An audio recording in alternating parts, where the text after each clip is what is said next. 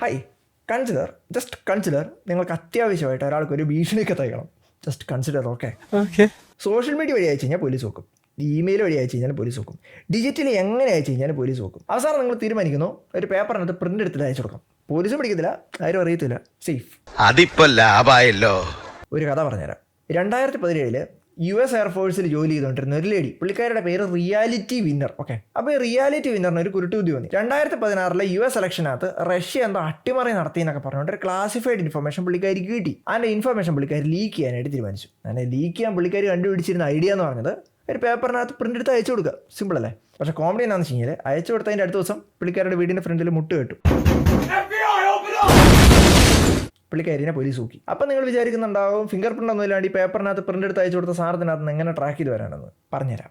Laser jet printer, നമ്മുടെയൊക്കെ വീട്ടിലും office പർപ്പസിനൊക്കെ ഉപയോഗിക്കുന്ന ലേസർ ജെറ്റ് പ്രിൻ്റർ. ലോകത്തിലുള്ള എല്ലാ ലേസർ ജെറ്റ് പ്രിൻ്റേഴ്സും നമുക്ക് പ്രിൻ്റ് ചെയ്ത് തരുന്ന എല്ലാ പേപ്പറിനകത്തും ഒരു എക്സ്ട്രാ സാധനം കൂടെ പ്രിൻ്റ് ചെയ്ത് തരുന്നുണ്ട്.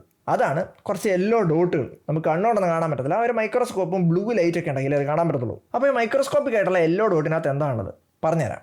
ലോകത്തുള്ള എല്ലാ പ്രിൻ്ററിനും ഒരു യൂണീക്ക് ഐഡന്റിഫിക്കേഷൻ നമ്പർ ഉണ്ട്. അതിൻ്റെ യൂണീക്ക് ഐഡന്റിഫിക്കേഷൻ നമ്പർ നോക്കിക്കഴിഞ്ഞ് കഴിഞ്ഞാൽ ഈ പ്രിൻ്റർ ആര് മേടിച്ചു, എപ്പോൾ മേടിച്ചു, ഏത് സ്ഥലത്തേക്ക് മേടിച്ചു, എങ്ങനെ മേടിച്ചു, വേണമെങ്കിൽ ആ പ്രിൻ്റർ മേടിച്ചത് ഇൻവോയ്സ് അടക്കം ആ നമ്പറിനകത്ത് നിന്ന് കിട്ടും. പിന്നെ വരുന്ന ഇൻഫർമേഷനാണ് പ്രിന്റ് ചെയ്ത ഡേറ്റ്, പ്രിന്റ് ചെയ്ത സമയം, പ്രിൻ്റർ മാനുഫാക്ചർ ചെയ്ത കമ്പനി, പിന്നെ മാനുഫാക്ചർ ഐഡി. അടിപൊളി.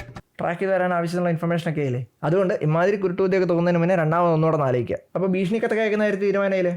നമുക്ക് എന്തെങ്കിലും പുതിയ എന്തെങ്കിലും ഐഡിയ കണ്ടുപിടിക്കാം. ശരി, എന്നാൽ ബൈ.